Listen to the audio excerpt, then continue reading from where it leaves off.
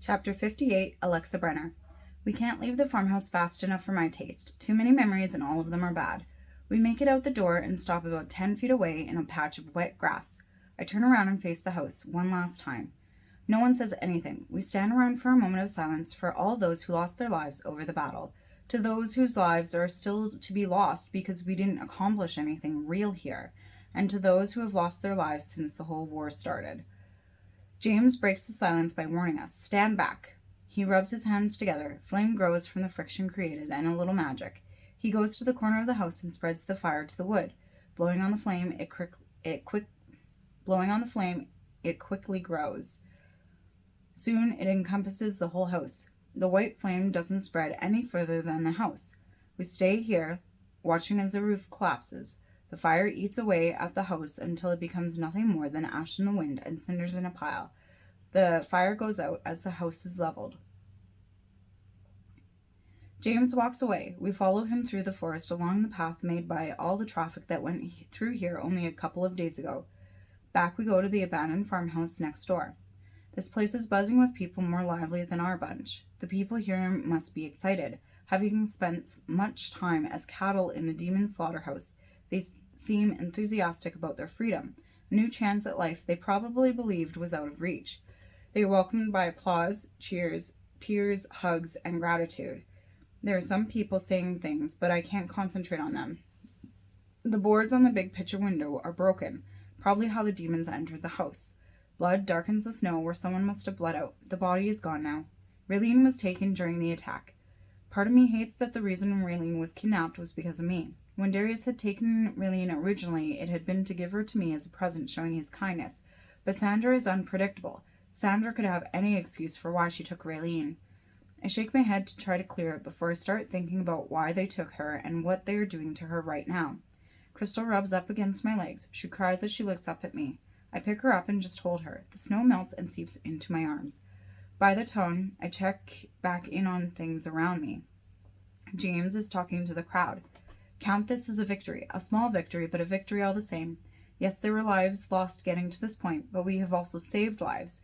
We officially have taken back one piece of land from them. You're free now. You can go anywhere you want. Some of us are continuing on to go help others, take back more land, to kill Sandra and Darius, to try to bring peace. Anyone is welcome to join, but we need a decision immediately. People talk amongst themselves for only a moment before general consensus is shared by a gentleman. We're thankful you freed us, but we're going to stay here. We can rebuild here. You are welcome back any time.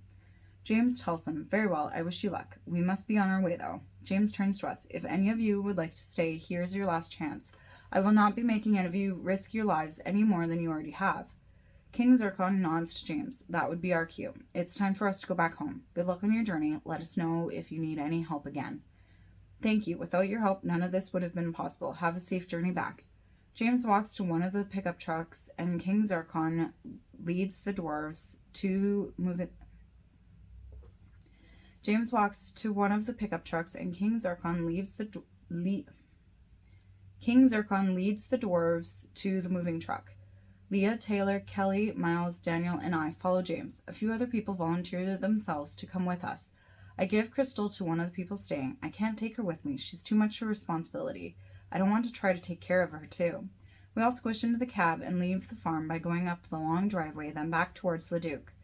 There have been so many people lost since the war began. I don't even want to begin on the number of people in the world we have lost, considering how many hundreds of people I have known to have died. The further we drive, the closer I can see that we're getting back to the city. Trees disappear, buildings appear. It seems to be the calm after the storm. The roads are clear, fires have died down. There are birds in the sky and animals in the street. We turn onto the main highway going out of the Leduc. We drive and drive. We bypass town after town. No one says much of anything. The weather gets slightly warmer as we go further. Snow layers have become thinner. James slows the truck down a bit once we get into another city and rolls down the windows. Does anyone hear anything or see anything? We stay quiet and look at each other. Some look at our surroundings until finally Daniel says, "Like what?" "Anything. Signs of people," James tells us. "Maybe we can recruit more people since basically everyone abandoned us. Your fault, by the way," Leah adds. And how is it my fault? James asks defensively. Kelly raises her eyebrow. Because you gave them a choice between living cozy at a farmhouse and the probability of dying trying to kill some big bad demons. It was not my decision to make. They clearly talked about it beforehand. James has an edge to his voice. I'm thrown forward in my seat. Brakes squeal when James slams the brakes.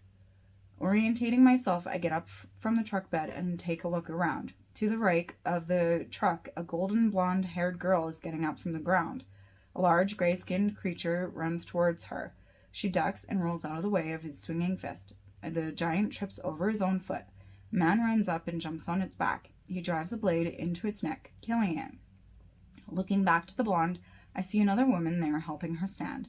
The man yells, "Jaiden," while jumping off of the creature's back and rushing over to brace her in his arms. He pulls away only to look her over.